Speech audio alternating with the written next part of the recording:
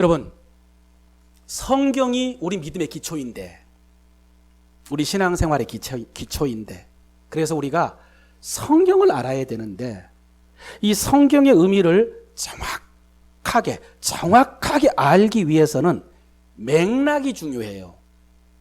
맥락, 흐름, 말씀의 흐름이죠, 흐름.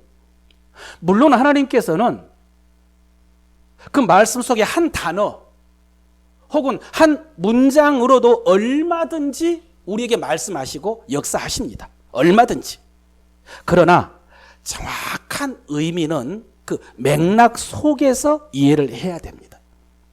그래서 지금 우리가 오늘 고린도전서 2장 말씀을 살펴보는데 흐름을 다시 한번 살펴보려고 그래요. 그럼 바울은 고린도전서에서 처음에 편지를 쓸 때에 인사말, 축복하는 말을 마치자마자 곧바로 분쟁에 대해서 이야기를 했습니다. 너희 가운데 분쟁이 있다고 하는데, 그러면서 나는 바울에게, 나는 아볼로에게, 나는 게바에게, 나는 그리스도에게 속한 자라 한다고 하니 라고 하면서 분쟁에 대해서 이야기를 했어요.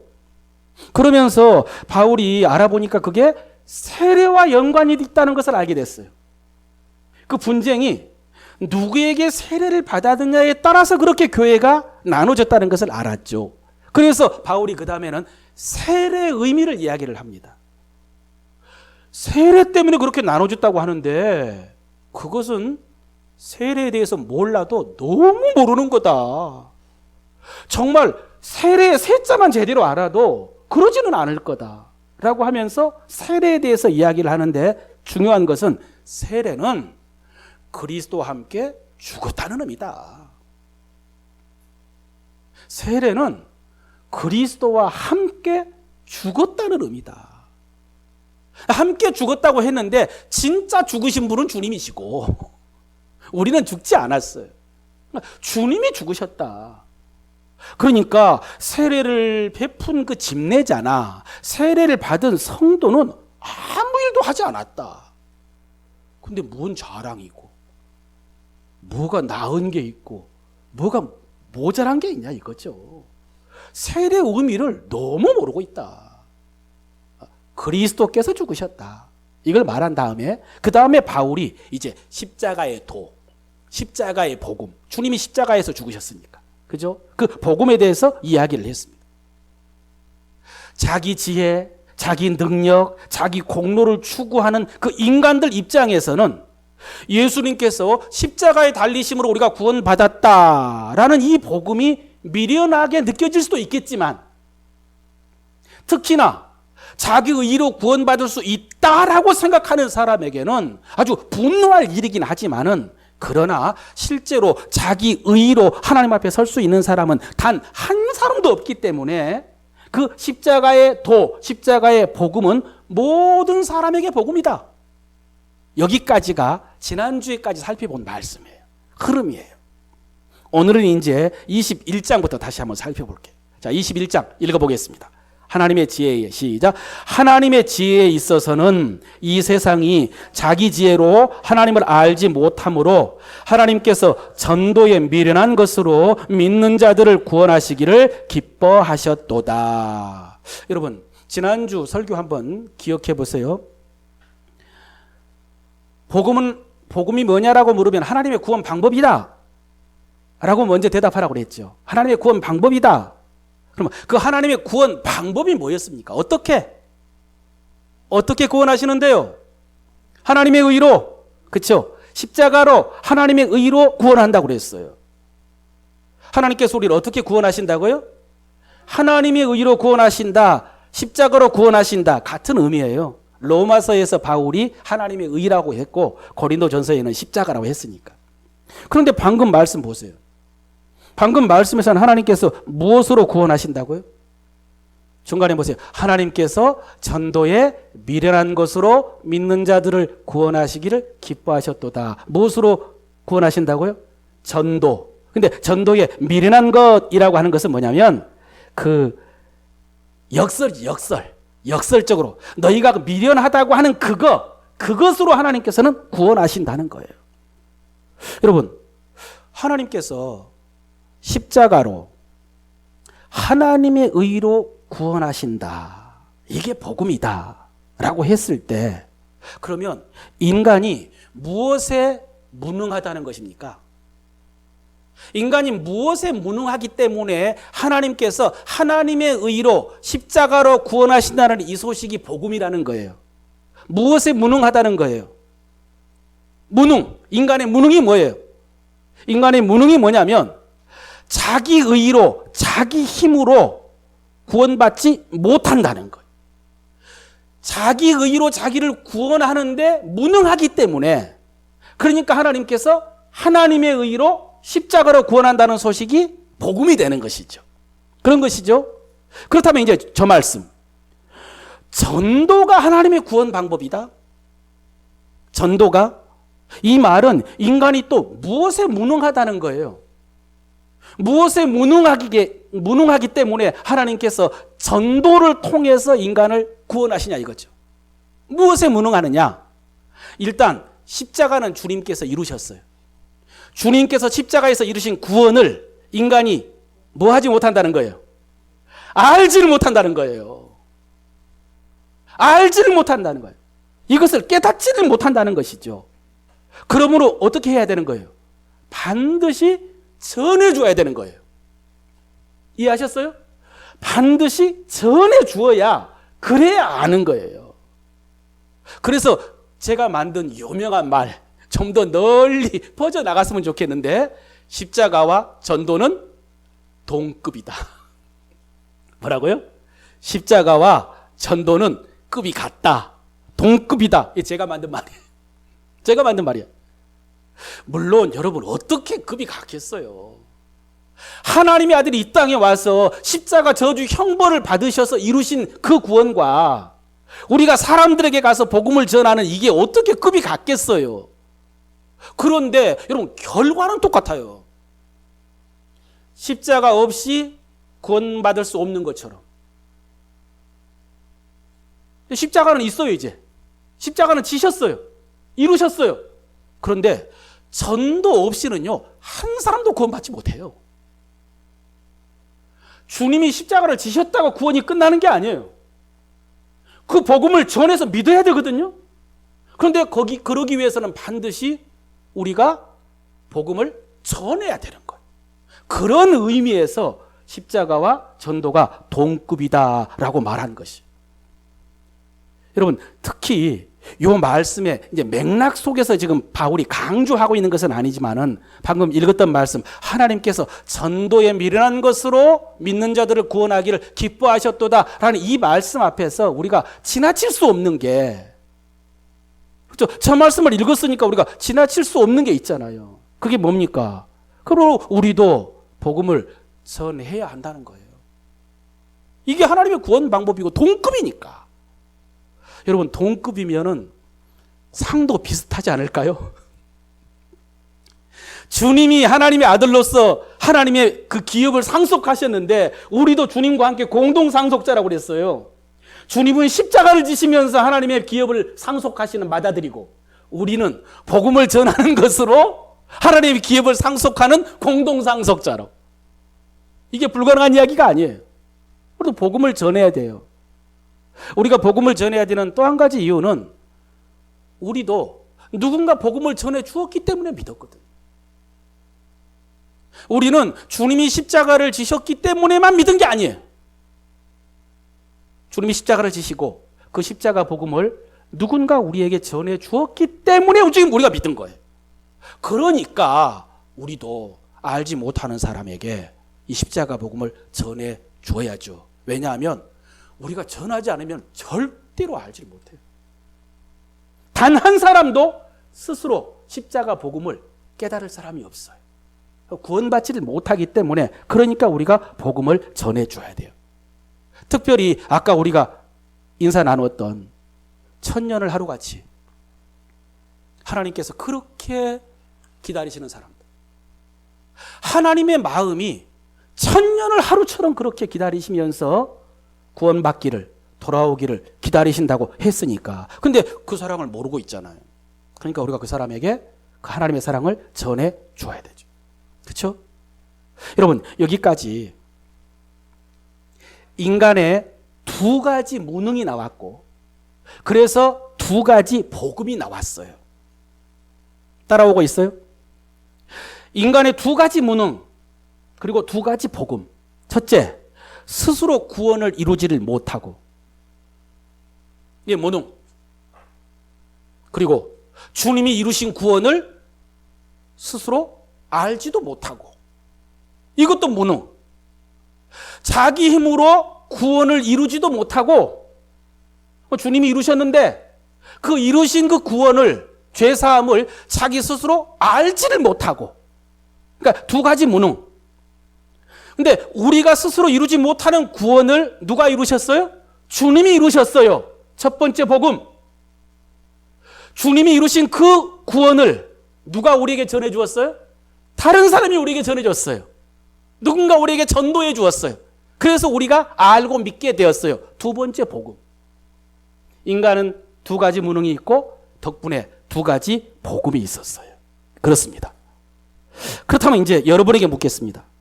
여러분은 어떻게 믿게 되었습니까? 믿었으니까 지금 오늘 이 자리에 나와서 예배드리고 있는데, 여러분은 어떻게 믿었습니까? 여러분, 이 질문 아니에요. 뭐냐? 여러분 어떻게 교회에 나오게 되었느냐? 이거 아니에요. 여러분 어떻게 복음을 듣게 되었느냐? 이걸 묻는 것이 아니고 어떻게 믿었느냐? 여러분 어떻게 믿었습니까? 누군가 여러분에게요, 예수님이 십자가에서 우리 죄를 대신 지시고 죽으셨다 라고 말해 주었고, 그래서 그 예수를 믿으면 죄사함 받고 구원 받는다 라고 말해 주었고, 그 예수가 하나님의 아들이다 라고 말해 주었는데, 그 말을 들었을 때에 그게 어떻게 믿어지냐 이거죠. 여러분 이해가 되든가요? 그게? 그 복음을 들었을 때에 이해가 됐어요? 딱 이해가 됐어요? 그래서 딱 믿어지든가요? 여러분 어떻든가요? 실제로 여러분은? 여러분 계속해서 지금 십자가의 복음에 대해서 미련하다라는 그 역설적인 표현이 본문에 나왔는데, 사실 여러분 십자가의 복음은요, 십자가의 대속의 복음은 사실은 신비로운 거예요. 사실은 굉장히 오묘한 것이고 굉장히 비밀스러운 거예요. 사람이 보고 그렇게 쉽게 하찮게 판단할, 여러분 그 정도의 진리가 아니에요. 이 십자가 복음이라는 게. 이런 이야기가 있어요. 들어보세요. 19세기에 미국의 체스, 그러니까 서양 장기죠, 이 천재 폴 모피라는 사람이 있었대요. 폴 모피, 실제 인물이에요. 이 사람이 프랑스 한 미술관에서 그림을 감상을 했는데, 어떤 그림이냐면 인간이 악마, 사탄하고 체스를 두는 그림이에요. 그런 그림이 있더라고요. 근데 이 그림에서 사탄이요, 쉽게 말해서 장군을 불러놓은 거예요. 사탄이 장군이라고 불러놓은 상태.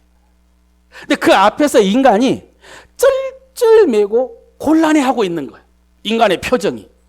그리고 사탄은 그런 인간을 아주 가소롭다는 듯이 비웃고 있는 그런 그림을 이 체스 챔피언이 폴 모피가 보고 있는 거예요. 폴 모피가 이 그림을 감상하는 거예요. 근데 체스 챔피언이니까 그 그림 속에 있는 장기판을 가만히 이렇게 들여다보고 있는데 화가 나는 거예요. 왜냐하면 수가 없어요. 근데 이 그림이 무엇을 말하느냐 하면요, 이 세상의 모든 싸움의 본질이구나. 결국 인간이 악마에게 지는구나. 결국 악이 승리를 하는구나. 그래서 인간이 망하는 것이구나. 뭐 그런 것을 나타내주는 그런 그림 같아가지고 이렇게 막 화가 났단 말이죠. 그런데 그렇게 안타까워하고 있던 이 폴 모피가요, 갑자기 소리를 지른 거예요. 방법이 있다.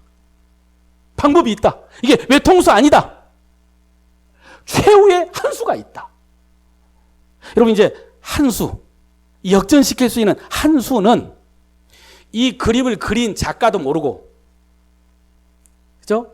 이 그림 속에 들어있는 사탄도 모르고, 마귀도 모르고, 그 인간도 모르고, 그 그림을 감상하고 있던 수많은 그 체스 애호가들도 그 그림 속의 장기판을 보면서 그 한 수를 못 찾는 거예요. 그런데 이 체스 챔피언이 그 수를 발견한 거예요. 그래서 소리를 질렀다는 거죠.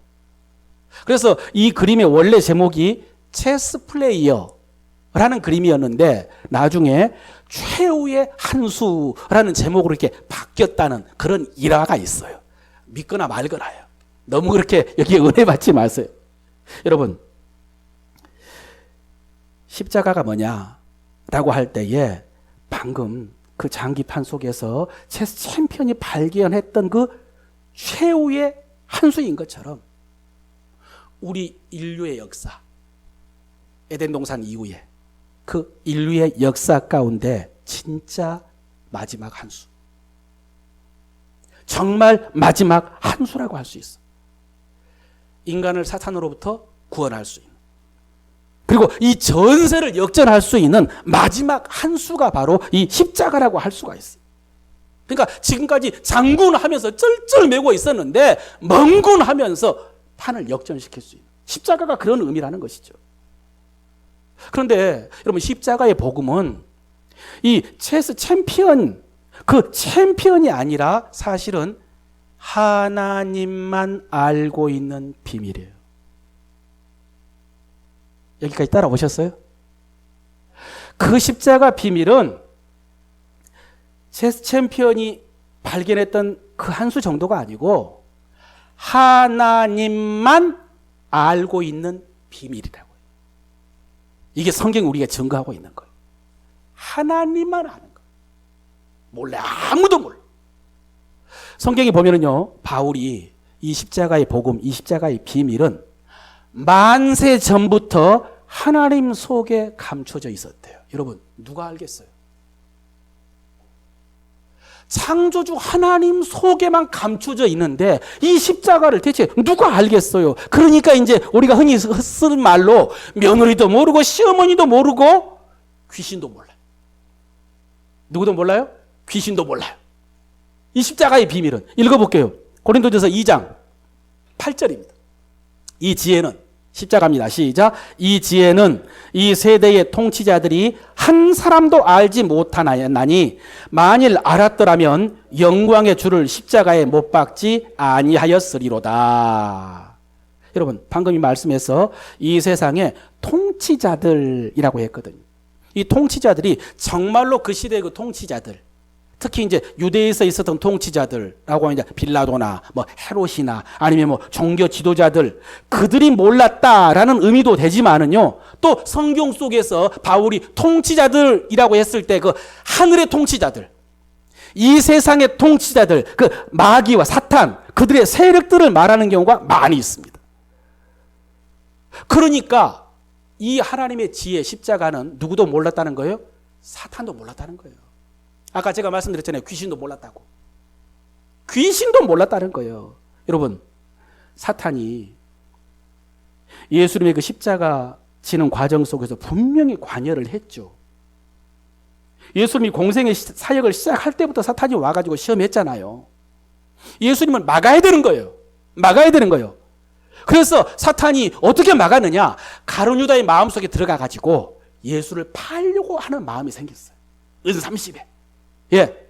그렇게 해서 팔아서 십자가에 달아서 죽으면 그럼 하나님의 구원을 막을 줄 알고 그렇게 실행을 했단 말이죠. 성공했어요.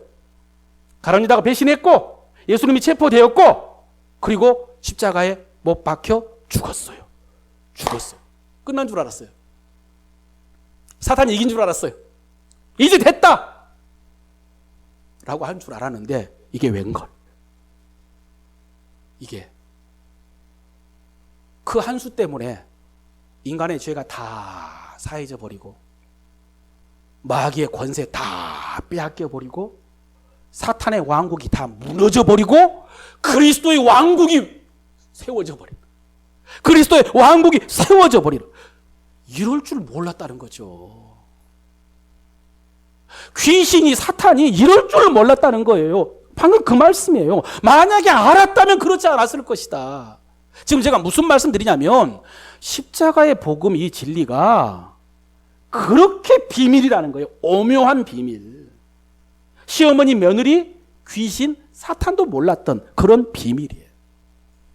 또 한 가지 이번에 성경을 읽다가 발견한 건데 여러분 구약 성경에 예수님에 대해서 예언된 말씀이 참 많이 나오잖아요.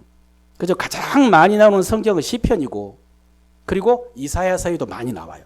그런데 그 많은 예언의 말씀 가운데 그 예수님의 십자가 구원을 가장 선명하게 예언한 말씀 중에 한 가지가 뭐냐면 이사야 53장. 기억났어요? 고난받는 종의 노래라는 거. 이사야 53장 읽어볼게요. 5절 6절. 시작. 그가 찔림은 우리의 허물 때문이요 그가 상함은 우리의 죄악 때문이라. 그가 징계를 받음으로 우리는 평화를 누리고 그가 책찍에 맞음으로 우리는 나음을 받았도다. 우리는 다 양 같아서 그릇 행하여 각기 제 길로 갔거늘 여호와께서는 우리 모두의 죄악을 그에게 담당시키셨도다. 할렐루야. 아멘. 여러분 이 말씀이 예언 중에 예언이고 복음 중에 복음이에요. 이 이사야의 말씀이. 그런데 이 말씀을 처음부터 쭉 읽어보면은 이 말씀에서 가장 강조하고 있는 게 뭐냐면요. 메시지가 뭐냐면요. 그런데 그걸 누가 믿었느냐는 거예요.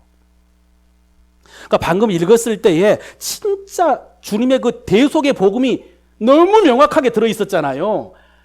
한 단어, 한 문장 속에 그 복음이 다 들어있었거든요. 그런데 맥락 속에서 말하고 있는 건 뭐냐면 그런데 그것을 누가 알았느냐, 그걸 누가 믿었느냐, 이게 핵심 메시지예요 사실은. 그러니까 그 다음만 읽어볼게요. 53장 4절. 그는 시작. 그는 실로 우리의 질고를 지고 우리의 슬픔을 당하였거늘 우리는 생각하기를 그는 징벌을 받아 하나님께 맞으며 고난을 당한다 하였노라. 여러분 나중에 예수님입니다. 예수님께서 우리의 질고를 지고 우리의 슬픔을 다 당하기 위해서 그 고난을 받았는데 그런데 우리는 생각하기를 뭐라고요? 그가 징벌을 받아서 하나님께 고난을 당하고 있다. 이렇게 알았다는 거예요. 그 의미를 몰랐어요. 또 그 다음 말씀 8절요. 시작. 그는 곤욕과 신문을 당하고 끌려갔으나 이 세대 중에 누가 생각하기를 그가 살아있는 자들의 땅에서 끊어짐은 마땅히 형벌받을 내 백성의 허물 때문이라 하였으리요. 누가? 내 백성의 허물 때문에 그가 이 산자의 땅에서 끊어졌다라고 하였으리요. 누가? 몰랐다는 거예요. 몰랐어요. 이렇게 주님이 고난을 받으심으로 십자가를 지심으로 우리의 죄를 사하고 우리의 질고를 거두시고 우리를 구원하시는 하나님의 구원인 줄을 몰랐다. 아무도 몰랐다. 이해하셨죠? 그렇다면 다시 질문합니다. 여러분은 어떻게 알고 믿었습니까? 지금 이 질문 때문에 그렇게 두 번 강조한 거예요. 여러분, 바울은 이 십자가의 비밀을 어떻게 알고 믿었을까요? 어떻게 알고 이제 그것을 전했을까요? 여러분은 오직 주님의 십자가 대속으로 구원받을 수 있다는 이 복음을 어떻게 받았습니까? 앞에서는 전도라는 것을 가르쳐 줬어요. 누군가 전해 주어서, 누군가 우리에게 전도해 주었기 때문에, 누군가 우리를 교회로 인도해 주었기 때문에, 누군가 우리에게 그것을 가르쳐 주었기 때문에 우리가 믿었다라고 했는데, 여러분 다시 질문 드릴게요. 전도한다고 다 믿던가요? 어때요? 전한다고 다 믿습니까? 가르친다고 다 받아들입니까? 아니죠. 그렇죠. 아니죠. 아무리 말해도 이해를 못하는 사람이 있고요. 아무리 전해도 거절하고 비웃고 대적하고 반발하고 핍박하고 그런 사람들 참 많잖아요. 그런데 여러분은 어떻게 받아 믿게 되었습니까? 마음속에서 성령 이게 성령의 역사예요. 이게 읽기도 전에 읽어볼게요. 오늘 본문 2장 10절 시작. 오직 하나님이 성령으로 이것을 우리에게 보이셨으니 성령은 모든 것 곧 하나님의 깊은 것까지도 통달하시느니라. 그렇지. 성령이 보여주셨어요. 아무리 전해도 못 보는, 아무리 말해줘도 못 듣는 거예요. 이해도 못하고 받아들이지도 못하고 거절했는데, 그런데 우리는 어떻게 믿게 됐다고요? 성령께서 보여주셨어요. 우리는 봤어요. 우리는 이해가 됐어요. 이게 복음이구나, 이게 살 길이구나 깨달아졌어요. 그래서 아멘 라고 하면서 믿었다는 것이죠. 그래서 여러분, 아까 제가 우리는 두 가지가 무능하고 그래서 두 가지 복음이 있습니다 라고 했는데, 거기에 한 가지가 더 플러스 됐어요. 이제 세 가지가 무능하고 그래서 세 가지 복음이 우리에게 있는 거예요. 첫 번째, 우리는 우리의 구원을 이루는데 무능해요. 우리 죄를 사하는 게 무능하다고요. 그런데 그 죄를 누가 사하셨어요? 예수님이 사하셨어요. 첫 번째 무능과 첫 번째 복음. 두 번째, 예수님이 이루신 그 구원을 우리는 아는데 무지해요. 스스로 알 수 없어요. 그런데 누군가 전해주었어요. 누군가 전도해 주었어요. 그래서 복음이고, 세 번째, 그렇게 전해 주었을 때에 그것을 이해할 수가 없는데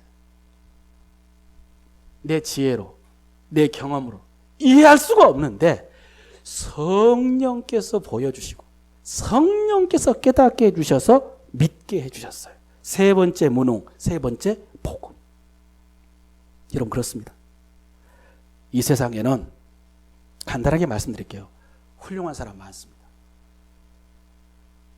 고상하신 분들, 선한 사람들, 고결하신 분들이 참 많아요. 그러나 그런 의로 하나님 앞에 설 수 없습니다. 그 고결함으로 설 수가 없어요. 아무도. 오직 십자가. 하나님의 의로만 하나님 앞에 설 수 있지 인간의 의로 설 수 없습니다. 두 번째, 세상에는 이 진리를 깨닫기 위해서 수행하는 사람들도 많아요. 수도 생활하는 사람. 그 진리를 깨닫기 위해서. 뭘 하겠다는 게 아니야. 깨닫기 위해서. 그렇죠? 그런 사람이 정말로 많은데, 아무리 수도를 해도 깨달을 수 없어요. 십자가는 스스로 깨달을 수 없는 거예요. 그런데 누군가 전해줬어요. 전해주니까 알게 된 거예요. 마지막으로, 세상에 수많은 성도들, 교회, 선교사님들이 복음을 전합니다. 그런데 그들이 복음 전했기 때문에 믿는 것이 아니고 어떻게 믿었다고요? 성령께서 역사하셔서 믿는 거예요. 이해하셨어요? 우리가 가서 복음을 전하면서 이해시키고 납득시키고 어떻게 해도 여러분, 우리가 믿게 할 수 없어요. 믿게 할 수 없어요. 그런데 우리는 부족한데 성령께서 역사하시면 그러면 믿게 되는 거예요. 오직 성령의 역사. 오직 성령. 자연스럽게 떠오르는 이야기가 있었어요. 여러분, 제가 신학교, 여기 양림동에 있는 신학교를 제가 편입을 했거든요. 신학교를 처음 갔는데 가서 조직신학이라는 과목을 배웠어요. 근데 참 솔직히 힘들더라고요. 그나마 저는 대학을 졸업하고 갔단 말이에요. 근데 처음에 고등학교 졸업하고 그 다음에 이제 신학대학을 처음 간 그 친구들은 더 힘들어요. 믿음이 충만해가지고 신학교 가는데 신학교 가서 믿음이 다 떨어져 버린 경우가 있어요. 교수님들이 가르치면요, 있던 믿음이 없어져 버리는, 그러니까 불 다 꺼버리는 경우가 많다고요. 그게 사실 신학의 맹점인데, 대학 졸업하고 간 저도 다른 건 괜찮은데 조직 신학을 배우는데 너무 어려운 거예요. 너무 듣기 힘들고. 여러분, 조직 신학이라는 과목이 뭐냐면요, 정말 말 그대로 조직적으로 체계적으로 하나님에 대해서 가르치는 과목이 조직 신학이에요. 그렇죠? 그런데 이 교수님이 하나님에 대해서 조직적으로 가르친다고 하는데 답답한 거. 이해가 안 되는 거예요.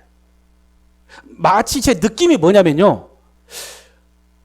번역한 책을 읽고 있는 느낌이에요. 그러니까 자기가 써가지고 그것을 전하는 게 아니고 마치 그 외국 서적을 번역해가지고 읽고 있는 것처럼 그렇게 전달이 잘 안 되는 거예요. 그러니까 열정도 없고 확신도 없고 그냥 가르치는 거예요. 그러니까 들을 기 있는 자는 들으라 뭐 이런 느낌인 거죠. 제가 답답했어요. 시험에 들거나 하진 않았어요.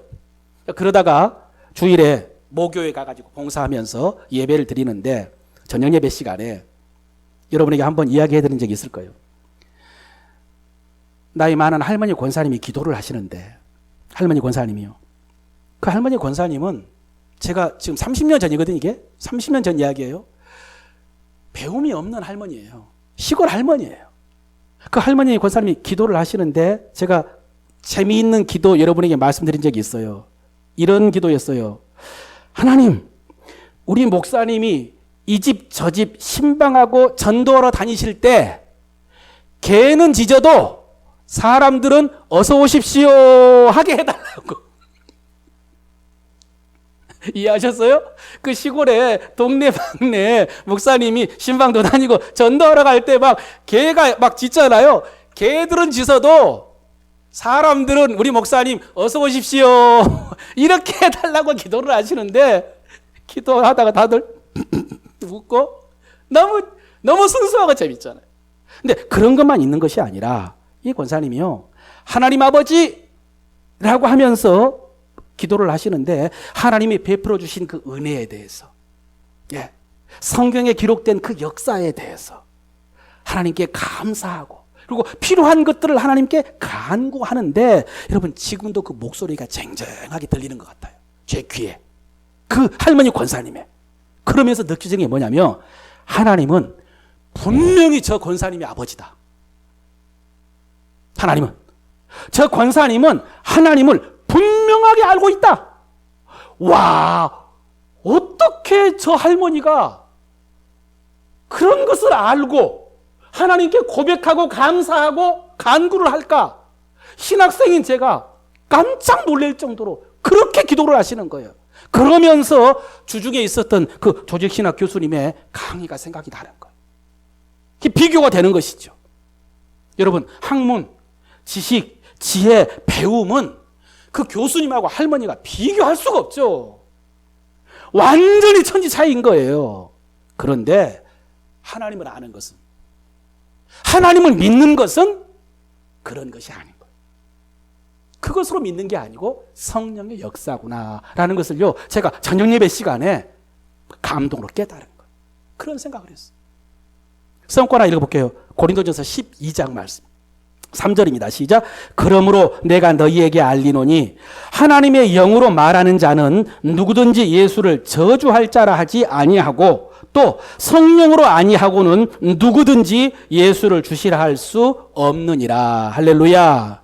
성령으로 아니하고는 예수를 주시라 할 수 없다. 누구든지 결국 예수를 주님이시다, 하나님을 아버지다 라고 고백하는 것은 무엇을 통해서? 성령을 통해서. 성령을 통해서라는 거죠.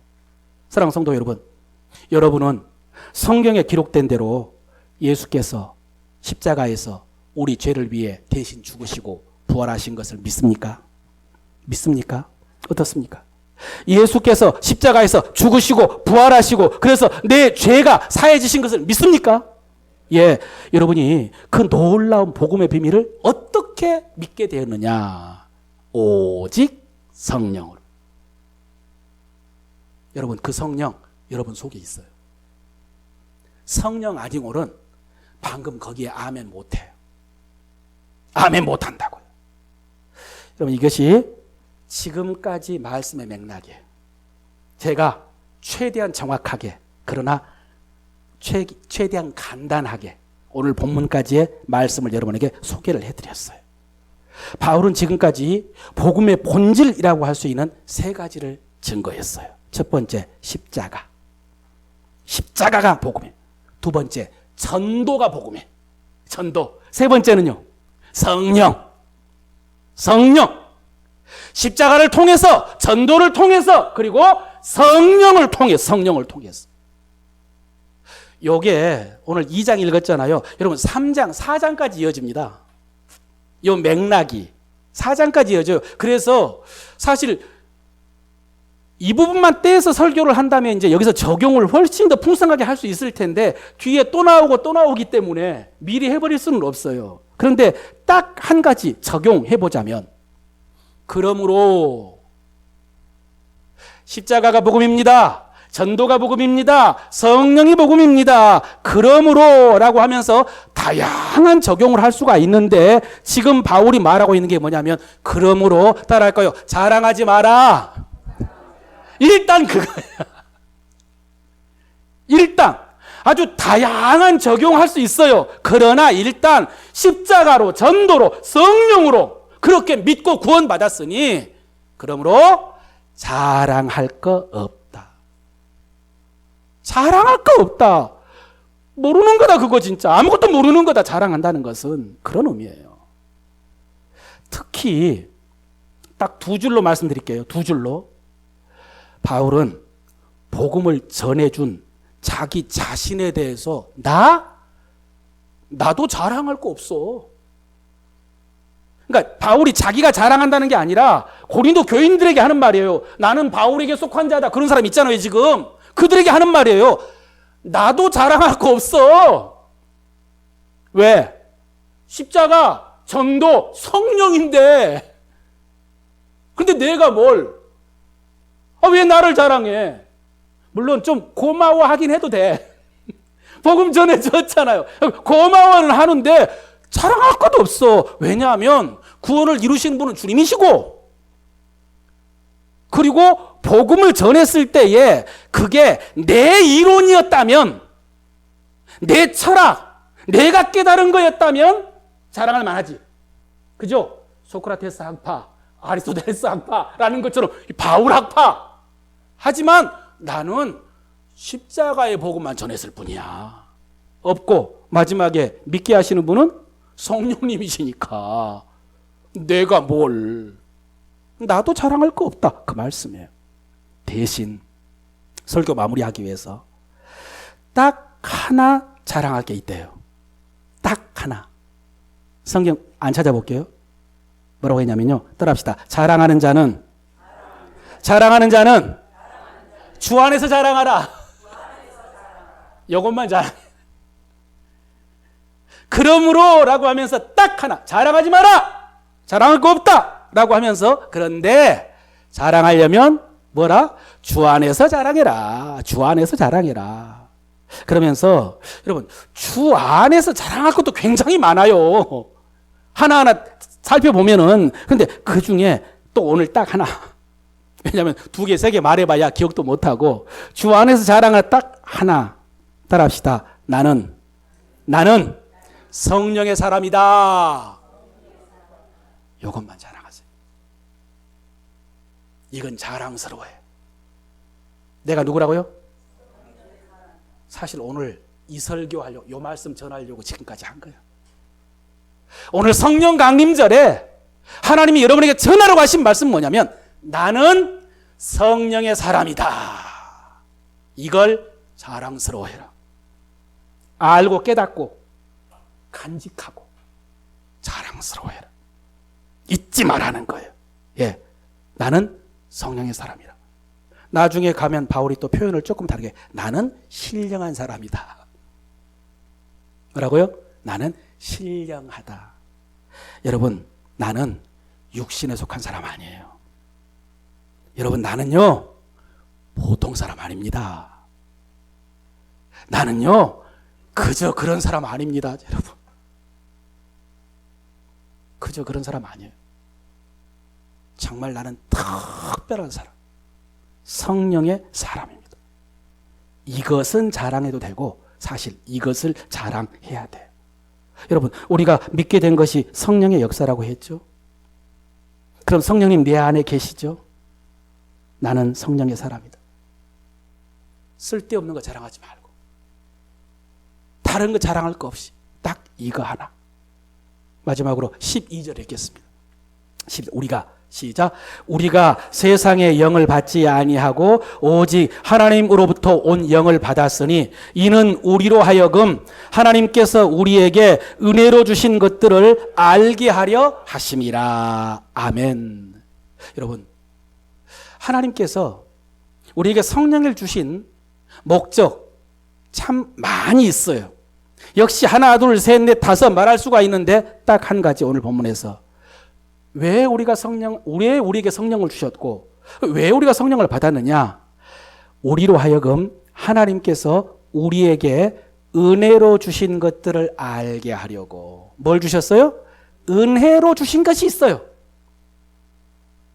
우리가 받은 게 있다고요. 하나님이 은혜로 주신 게 있어요. 여러분, 뭐 받으셨어요? 여러분, 하나님께서 여러분에게 은혜로 주신 것이 있다는데 여러분 뭐 받으셨어요? 여러분, 우리는요, 이제 이건 의미를 더 분명하기 위해서 제가 표현을 좀 속되게 하겠습니다. 딸랑 구원만 받은 게 아니에요. 예? 하나님께서 우리에게 딸랑 구원, 지금까지 제가 설명한 것처럼 딸랑 십자가를 이해할 수 있는 그 지식, 그래서 내가 이제 믿게 되었어요? 끝? 아니요. 그렇지 않습니다. 그러니까 구원했으니까 네가 이제 앞으로 잘 살아. 잘 살아. 이렇게 끝난 게 아니에요. 하나님께서는 우리 믿음을 지키고 우리 믿음을 세우고 우리가 변화되어지고 사명 감당하고 그래서 영광에서 영광에 이르도록 모든 것을 은혜로 주신 줄로 믿으시길 바랍니다. 다 주셨어요. 나는 성령의 사람입니다 라고 했을 때에 그래서 내가 믿었습니다 여기서 끝나는 게 아니라고요. 그건 시작이에요. 시작. 그리고 그 이후에 필요한 것을 제발 믿으세요. 다 주셨어요. 다 주셨어요. 그것을 알아야 돼요. 그러므로 우리는 이 믿음 갖고 그것을 발견해야 되고 그것을 추구해야 되고 기대해야 되고 그것을 누려야 되고 그것을 통해서 사명 감당해야 돼. 그러므로 여러분, 이것과 대조되는 여러분의 생각 다 내려놓으세요. 성령께서 여러분을 영광으로 인도하세요. 정말 영광으로. 그런데 그것과 관계없는 많은 것들이 내 속에 있어요. 내 머릿속에, 기억 속에, 내 마음 속에, 생각 속에 있어요. 그럼 그거요, 내려놓으세요. 내려놓으시고 성령의 음성을 들으시고 성령의 인도하심을 받으시고 성령께서 여러분을 사용하시도록 내어 드리십시오. 그래서 여러분의 삶 속에 여러분의 역사가 아니라 성령의 역사, 여러분의 열매, 육신의 열매가 아니라 성령의 열매가 풍성하게 맺혀지시기를 축원합니다.